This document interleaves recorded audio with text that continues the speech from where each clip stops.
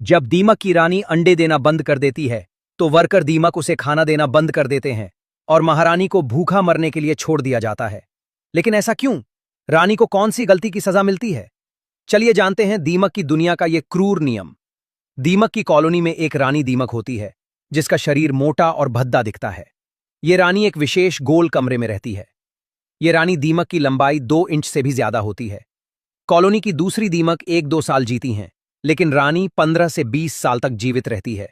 रानी का सिर्फ एक काम होता है, बस दिन रात अंडे देना। वैज्ञानिक शोध से पता चला है कि रानी दीमक 1 मिनट में 60 अंडे देती है, मतलब एक दिन में तकरीबन 86,000 अंडे। तो सोचिए 15 साल में सोचिए कितने अंडे देती होगी। रानी के साथ एक राजा दीमक भी रहता है जो साइज में थोड़ा छोटा होता है। उसका काम रानी के साथ मिलन करना होता है।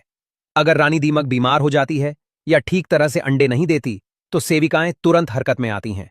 वे रानी को विशेष भोजन देने लगती हैं, उसे ताकत देने की कोशिश करती हैं ताकि वो फिर से अधिक अंडे दे सके। कॉलोनी पूरी कोशिश करती है रानी को बचाने की, ठीक करने की। लेकिन अगर इसके बावजूद रानी ठीक नहीं होती, तब लिया जाता है सबसे भयानक और क्रूर डिसीजन। अगर रानी दीमक पूरी तरह से अंडे देना बंद कर देती है तो सेविकाएं उसे खाना देना बंद कर देती हैं। रानी को भूख से तड़प कर मरने के लिए छोड़ दिया जाता है। फिर रानी कुछ ही दिनों में भूख से तड़प तड़प कर मर जाती है। फिर कॉलोनी में से एक और तंदुरुस्त दीमक को चुना जाता है और उसे विशेष भोजन देकर नई रानी बनाया जाता है। यही है दीमक की कॉलोनी का क्रूर नियम, नो वर्क नो फूड। फिर भले ही आप रानी ही क्यों ना हो।